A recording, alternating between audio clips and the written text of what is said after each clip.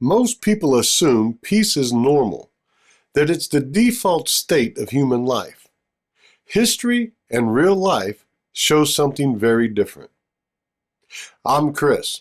On this channel, we'll slow things down and talk calmly about the ideas that actually shape our lives, without politics or outrage. Today we're talking about peace, why long calm periods are rare in human history, and what actually preserves them. If you're alive today, you were likely born into a relatively peaceful world. You went to school, you planned a career, you assumed tomorrow would look mostly like today. That assumption feels natural, but it's also unusual, because for most of human history, peace was not the norm, it was the exception. Short, fragile, and often temporary. This matters because what we assume to be normal is what we stop protecting. Here's the key idea to keep in mind. Long periods of peace only exist when societies actively maintain them. They don't appear on their own, they don't last without effort, and they don't survive neglect. If you look across history, ancient, medieval, modern, the pattern repeats over and over.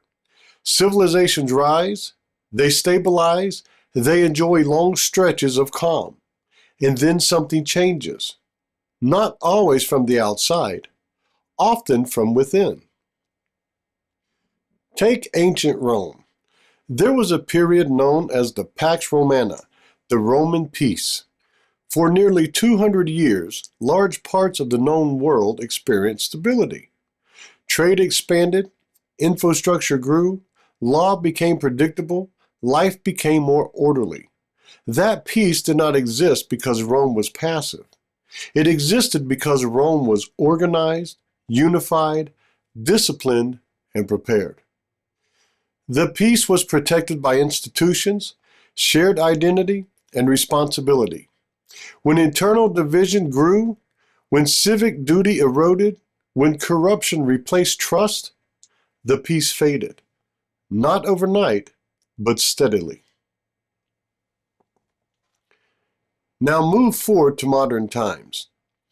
After World War II, humanity entered one of the longest periods without direct conflict between major powers. This wasn't luck.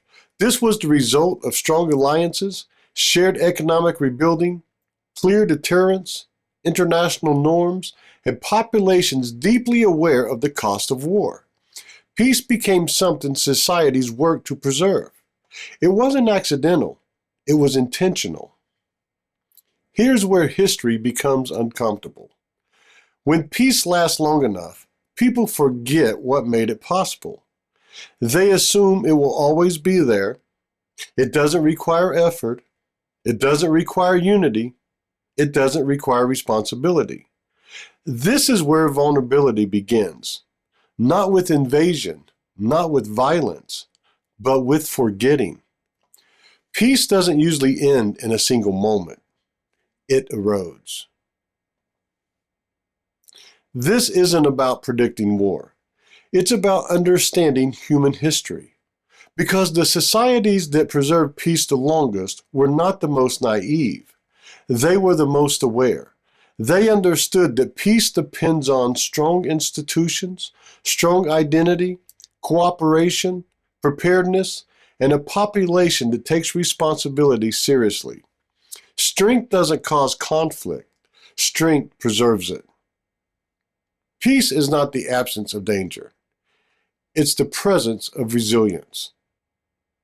It's people who know who they are, who understand their history, who value cooperation, who stay calm under pressure.